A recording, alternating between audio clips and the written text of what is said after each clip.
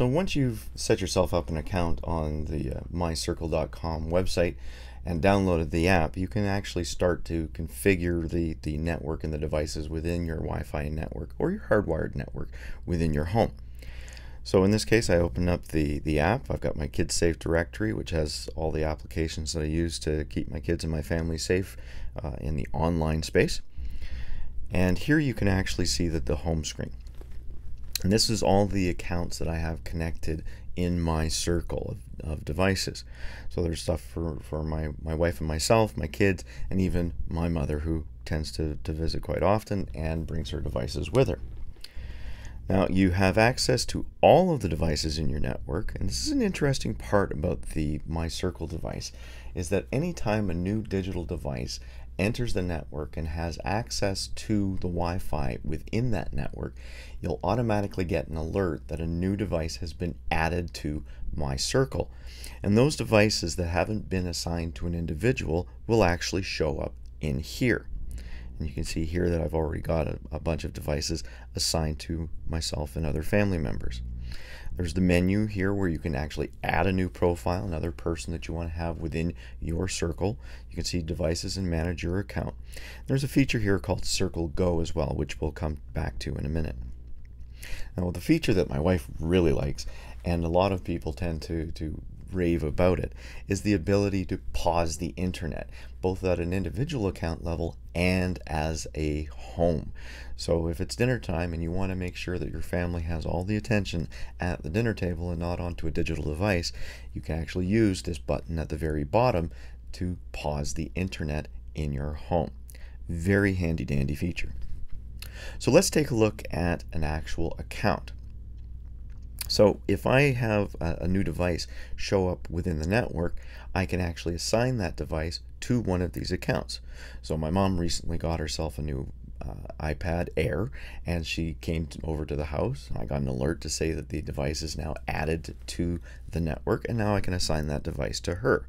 So if I open up the devices section and I go down and I find the iPad Air that belongs to my mom, I can actually connect it to her. Currently it's by default assigned to the home.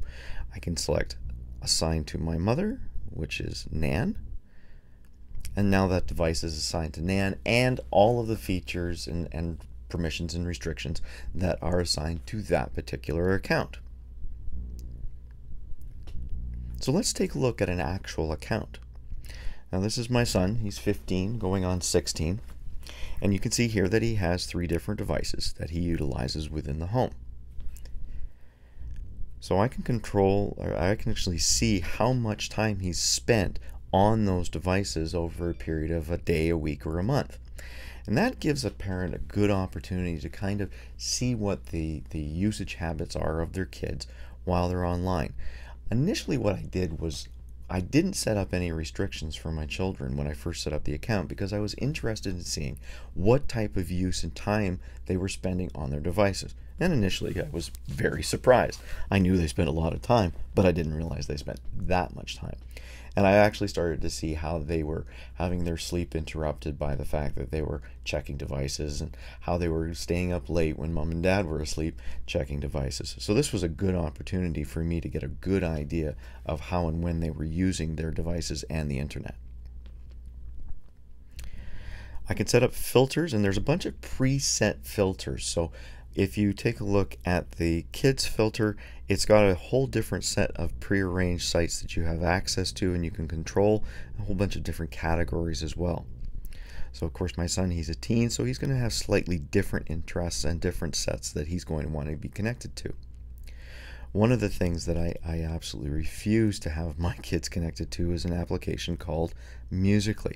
I don't like Musical.ly.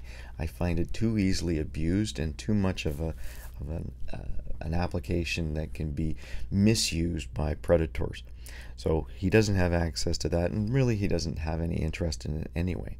But a lot of these other apps he has access to and he has interest to, but again, it's controlled.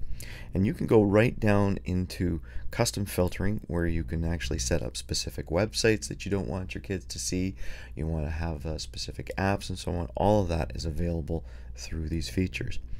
And you can go into whether or not, if you think your kids have problems with online shopping and they have a credit card attached to some of their accounts, you can actually turn off the ability to do any online shopping.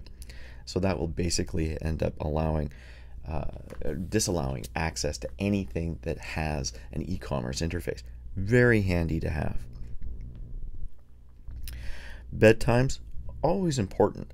Weekdays, weekends, it's got two different types of setups, and it allows you to set the specific times that they have access, when their access is turned off in the evening for when they go to bed, and when they have access again to it the following morning.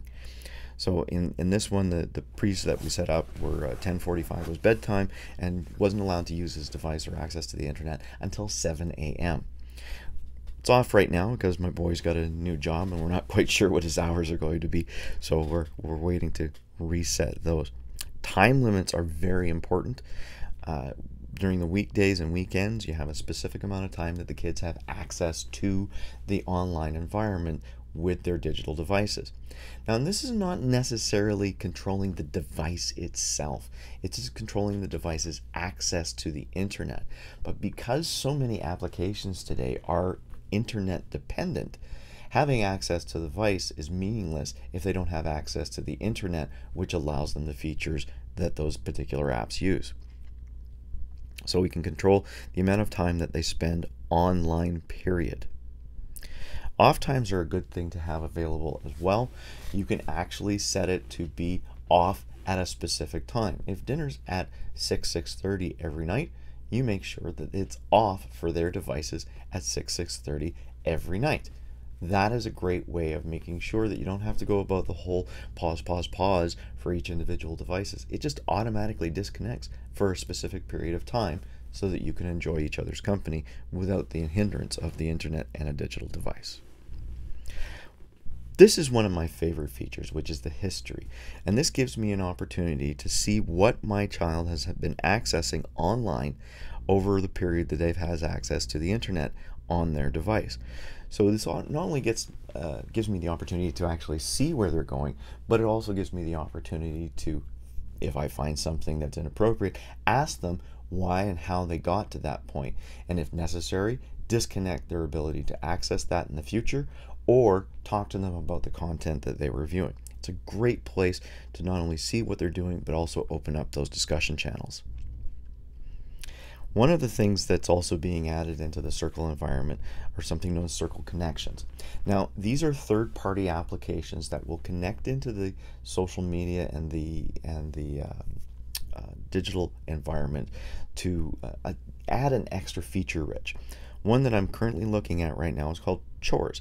So apps like Chore Monster and Mothership, these are applications that allow kids to gain points in order to gain access to prizes or extra features online or what have you. But because it's tied into the Circle app, one of those reward features can be extra time added to their online time.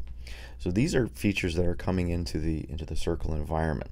So there's chores, activities, social, automation, there's driving. I'm going to be looking at that fairly soon. It's like, how much time do you actually have access to the car, my son, given the amount of time that you're spending online. But very, very neat features, and it's all being kind of integrated. So that's the individual account. I found that Circle is probably one of the best and easiest control devices or appliances to add into your home to make sure that the access to the internet is a safer and more usable place.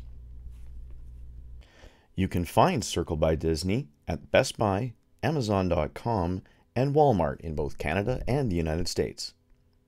This episode of The Digital Hallway was brought to you by Eagle Eye Adventures in Campbell River, British Columbia. For your best whale and grizzly bear watching experience, visit eagleeyeadventures.com.